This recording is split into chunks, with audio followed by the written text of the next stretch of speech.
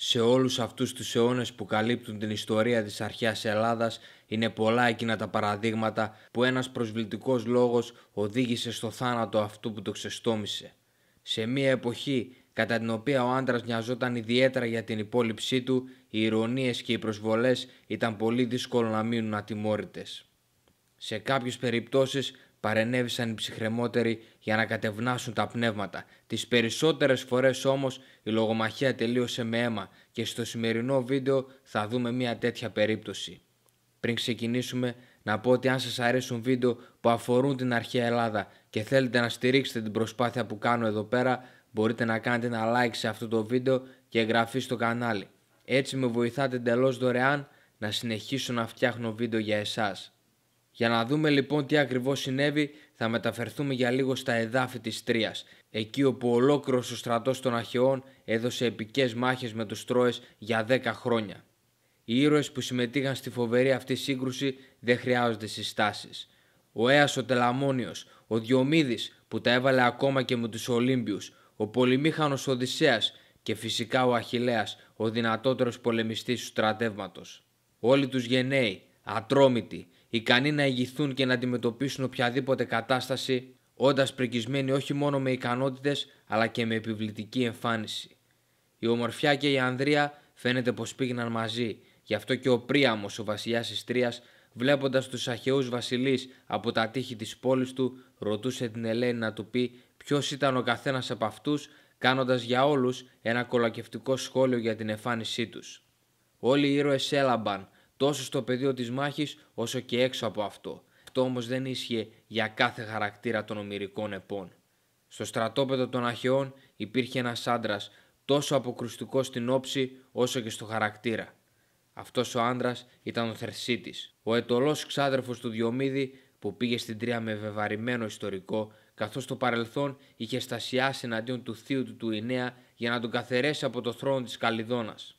Σαν να μην έφτανε αυτό, ο Θερσίτης φρόντισε ώστε ο Ινέας να φυλακιστεί και να βασανιστεί, αλλά ο εγγονός του βασιλιά, ο Διομήδης, πήγε στην Καλιδώνα και μετά από μεγάλη αιματοχυσία τιμώρησε σχεδόν όλους τους υπεύθυνους.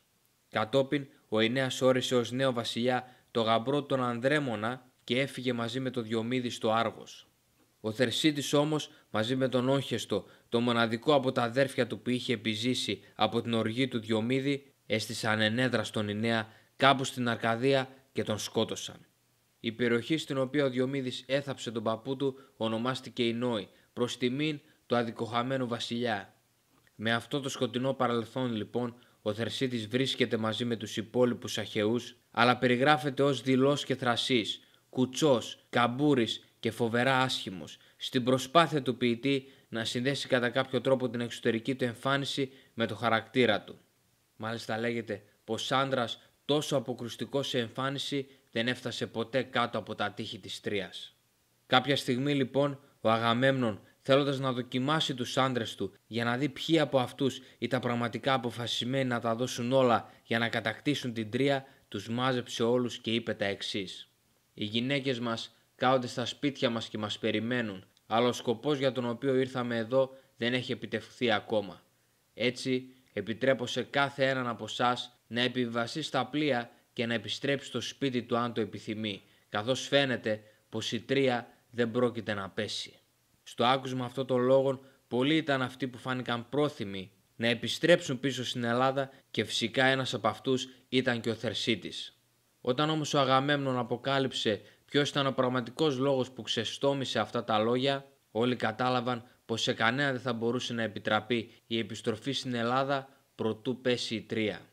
Ο Θερσίτης όμως, ιδιαίτερα θρασής όπως ήταν, απευθύνθηκε στον Αγαμέμνονα και του είπε: «Άρχοντά μου, τι περισσότερο ζητάς? Οι σκηνές είναι γεμάτες από λάφυρα και από ποθητές γυναίκες, αλλά εσύ φαίνεται πως δεν είσαι ευχαριστημένος. Ίσως να θέλεις λίγο περισσότερο χρυσάφι ή μία ακόμα όμορφη γυναίκα για να ικανοποιήσεις τον εγωισμό σου».